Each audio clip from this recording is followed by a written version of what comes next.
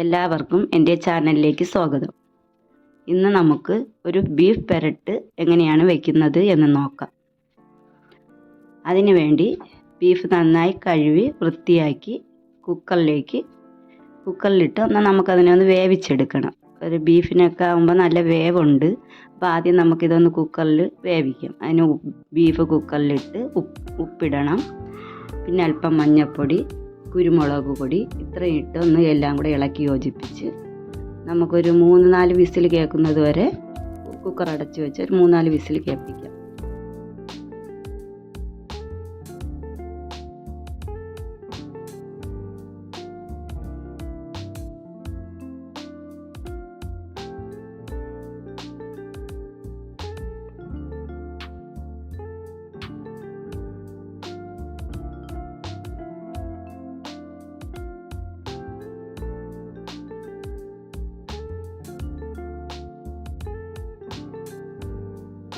വേവിച്ച ബീഫിലേക്ക് നമുക്ക് ഇനി അല്പം മസാല പുരട്ടി വയ്ക്കാം.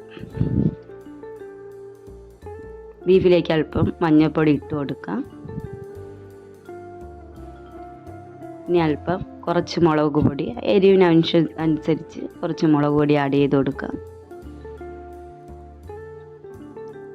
കുറച്ച് മല്ലിപ്പൊടിയും കൂടെ ഒന്ന് ആഡ് ചെയ്യാം. പിന്നെ ഗരം മസാലപ്പൊടി,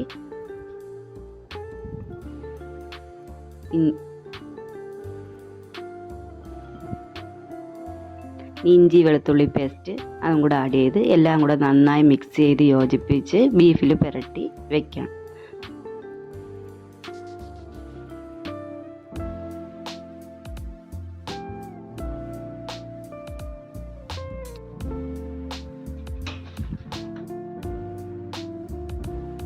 മൂന്നാല് സവാള അരിഞ്ഞെടുത്ത് വെച്ചിട്ടുണ്ട്. അത് നമുക്ക് ഒന്ന് നന്നായി വഴറ്റിയെടുക്കാം. ഇനി ബീഫ് പെരട്ട് തയ്യാറാക്കാം. അതിനുവേണ്ടി 3-4 സവാള ഞാൻ അരിഞ്ഞു വെച്ചിട്ടുണ്ട്.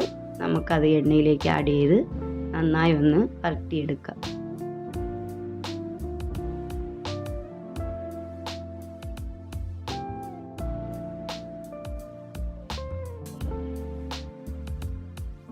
സവാള നന്നായി ഒന്ന് വഴന്ന് വരുന്നത് വരെ ഒന്ന് ഇളക്കി കൊടുക്കാം.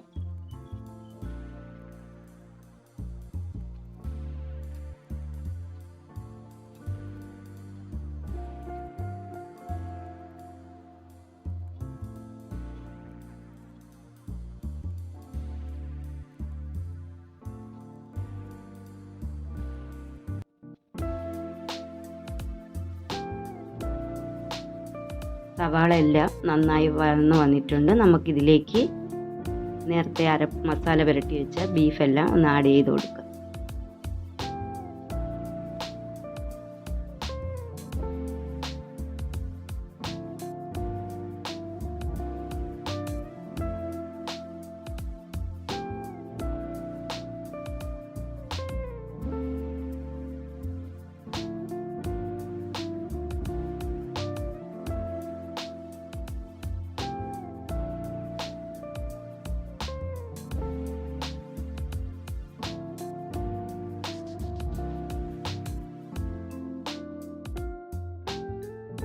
ബീഫെല്ലാം ഇട്ട് നന്നായി ഇളക്കി യോജിപ്പിക്കണം.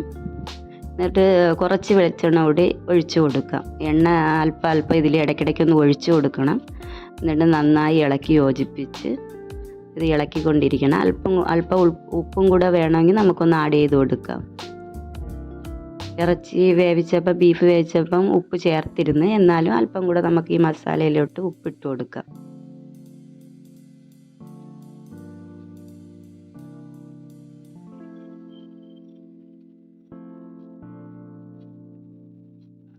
ഇനി ഇത് വെളിച്ചെണ്ണ ചേർത്ത് ഇടയ്ക്കിടയ്ക്കൊന്ന് ഇളക്കി ചെറിയ തീയിൽ വെക്കണം. അടപ്പ് വെച്ച് അടയ്ക്കൊന്നും വേണ്ട. നമ്മളിങ്ങനെ ഒന്ന് തുറന്ന് തന്നെ വെച്ചിരുന്ന് ഇടയ്ക്കിടയ്ക്കൊന്ന് ഇളക്കി കൊടുത്താൽ മതി. ഇതെല്ലാം ഒന്ന് മസാലയെല്ലാം ഒന്ന് ബ്രൗൺ കളറായി വരണം. അതപ്പോഴാണ് ഈ ചിക്കൻ പുരട്ടിന് ആ ടേസ്റ്റ് വരുന്നത്. അപ്പോൾ അതിന് ഇടയ്ക്കിടയ്ക്കൊന്ന് വെളിച്ചെണ്ണ ഒഴിച്ചു കൊടുക്കണം.